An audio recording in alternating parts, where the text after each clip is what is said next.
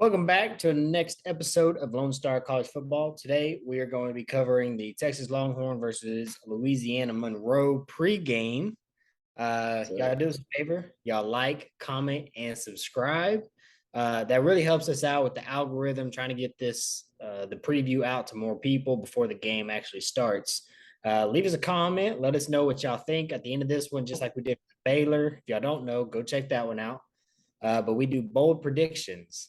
So y'all leave us an offensive and a defense bold prediction, and who knows, maybe if you get one right, we'll shout you out in the next episode. With that being said, let's go ahead and jump right on into this. We're going to start with University of Louisiana Monroe. Their quarterback situation, it does not look super promising. So they've got sophomore quarterback Chandler Rogers looks like he's going to be their starter, 6 foot 194. So he's not a really big quarterback, anyways. Last season, he had a 62.6% completion, 1,300 yards, 9 touchdowns, 3 interceptions. That's a pick for every 3 touchdowns. That's not super great. The backup quarterback also got some actual meaningful playing time, really, with 137 attempts for just under 800 yards. But he was at even worse at a 51% completion percentage with 4 touchdowns and 3 interceptions. Combined, those two quarterbacks took a total of 34 sacks, 25 for the starter, 9 for the backup. So this isn't a game in which I think we have to be too concerned with the quarterback being a precision pocket passer. Yeah, what do you think about that? Man, whenever you see and you look at the quarterback stats from last year, how he had more rushing attempts than completions, it's not a good look for their offensive line. I don't. Their quarterbacks aren't good.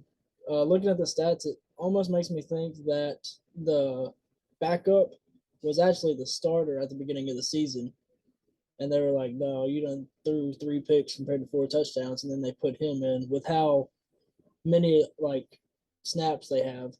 That's what it Yeah, makes it seem like. it might be. I don't know. I didn't That follow or them. Rogers got hurt. If it's not that, Yeah. something happened. I mean, when you look at their combined stats, they're just over 2,000 yards with the two of them. That's not terrible if it was one quarterback, but yeah, a total of 13 touchdowns to 6 interceptions is not very good. But yeah, what you mentioned on the quarterback run game. So Chandler Rogers had 139 rushing attempts. Now he only had 112 completions and 139 attempts at rushing. And it's not like if he was like a Lamar Jackson in college, you'd say, oh, well, that's good. Yeah, He ran the ball well. No, he averaged 2.6 yards per carry. He only got 1 touchdown. He's not a dual threat quarterback. He is not someone that we are worried about getting outside of the tackles and making a play. He's not somebody that we're worried about staying in the pocket and making a play. This is a very minimalistic quarterback. We don't have to worry about him doing anything special. Their running backs also nothing to write home about. 131 attempts for 485 yards for running back Andrew Henry, 3.7 yard average, 40 long, and only 4 touchdowns. The backup running backs, they were kind of a split on that as well, because the backup running back had 80 attempts for almost as many yards, just 34 yards less. So he averaged 5.5 with a 75 long and 3 touchdowns. If it was me, I'd be starting that guy. I'd be starting the backup. His last name is Jackson. Looks like his first name, Malik Jackson. I'd be starting that guy. You got anything on the running backs? I just wrote down on my notes that they didn't have anybody break over 500 yards, and the most rushing touchdowns was 4. 4, not good and at all. then their quarterback had 8 more attempts than their leading rusher did. True. And it's pretty much just a straight run offense, what it looks like on paper, compared to completions. It's stupid. It's stupid how many times he had to run. I know those weren't designed. You're not running a design. There's no design runs that a coach is calling 139 times while you're averaging 2.6 yards a carry. Yeah, If that it's would just be design stupid. runs and you run that many times, it's probably because you're getting 7 or 8 as a quarterback. Your read option, you're pulling it and you're taking off, but you're averaging 2.6. That is the definition of running for your life. Yep. Going into the receivers, their starting receiver, 45 receptions, 588 yards, 3 touchdowns, 13.1 average for Boogie Knight. He's going to be a senior this year. He's 5'10, 180, Yep. 188. Not a big dude. Sounds like he's probably their slot guy. Yeah, he's their slot guy, and from what I learned is that if they need a first down, he's going to be on the first down marker. That's where he's going to get all of his Jason touches up. Witten. Yeah, Call him Jason exactly. Witten. But he's Hitch, sit small. there. He's like my size, basically. 5'10", 180. Yeah. Well, their other receivers only 6 foot, like 190 something. So he's not even big. Their outside guy. But here's the problem: is they did not score very many points last year because all their rushing touchdowns is only 13. All their receiving touchdowns is only 15. Xavier Worthy scored 12 by himself last year. I don't So think they won a game last year. I doubt it. doubt it. They're bad. They're bad. Into the kicking, just real quick. We didn't have to talk about it. 27 to 28 for extra points and 16 of 21 for field goals. I mean, their kicker missed one within 20 to 29, missed 2 for 40, 49, missed 2 50 plus. Defense, their leading guy had a total of 92 tackles. That's together, assist and solos. That's not terrible. He graduated, didn't he? Webster, I don't know. No, there's another Nope, one that he's still there. He's from one. Longview. Their leading sack guy, Shelby, defensive end, Yeah, he's gone. He's in the NFL. Passes defended on the season, 34, INTs, 11, sacks, 23. Not a defense that we have to worry about. Mind you, though, 23 sacks is 3 more sacks than the Texas Longhorns had last year. But I don't think that that's anything. It's not going to give us a fit. We'll be all right. Yeah. Got anything to add on the defense? No, not on the defense that I wrote down, anyways. Nothing. Well, that leads us into our bold predictions. For those of you who did not check out the Baylor Albany video, please do. But we know some of you won't, so we'll tell you what it is just real quick. A bold prediction is a stat line or just something wild happening where it's really not supposed to happen, but it's kind of, you want to keep it like right on that line of possible and not possible. So with that being said, all of ours won't always be on that line. Sometimes they'll be leaning more towards possible or more towards not possible. It's just a bold prediction. So I'll start on offense and then let's hear yours and then you do defense. My offensive one is not one that's going to seem like it's out of the realm of possibility, but it's just that Quinn Ewers is going to throw for 350 plus yards and have 4 touchdowns in his debut without touching the field in the fourth quarter. So he may play in the fourth quarter, but I think that'll be at least his stats just through 3.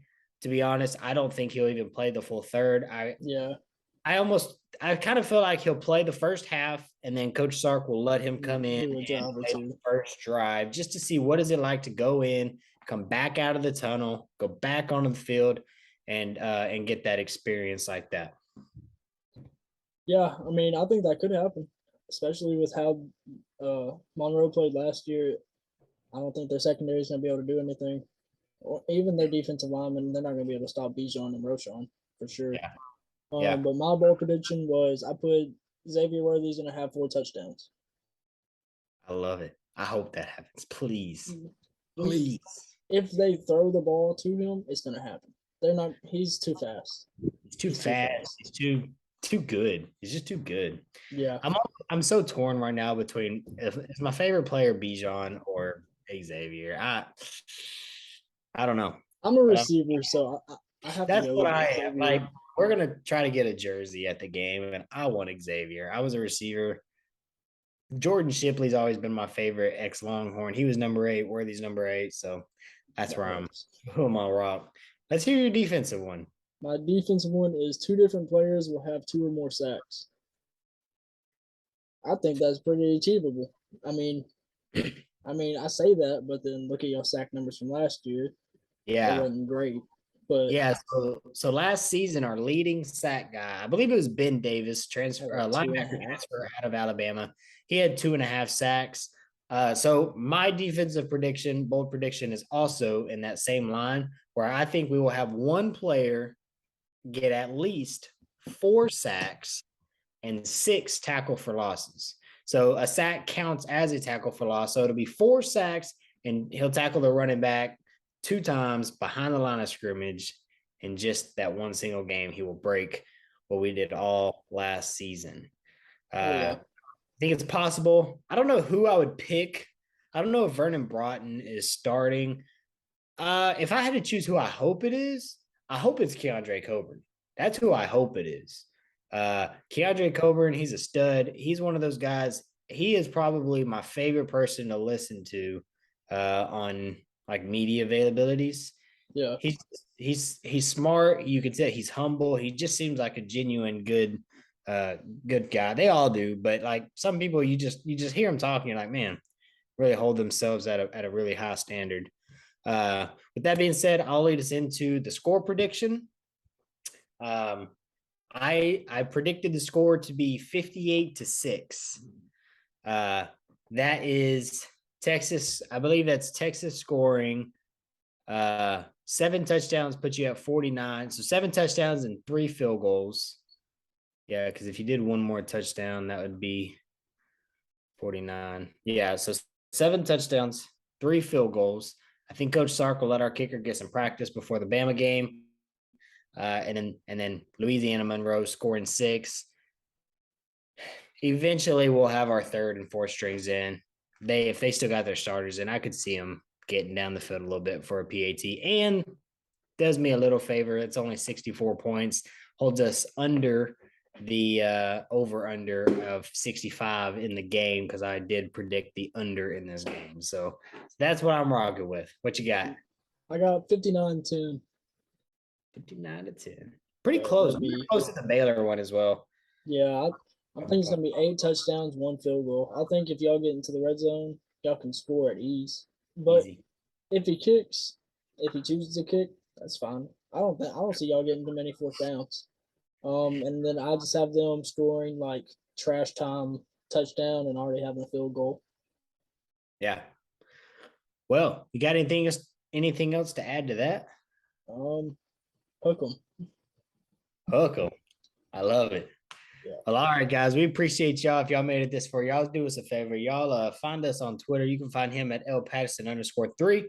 You can find me at Christian H_88. And you can find our channel where you can DM us and send us any questions you got at Lone Star_CFB. Appreciate y'all. Hook 'em.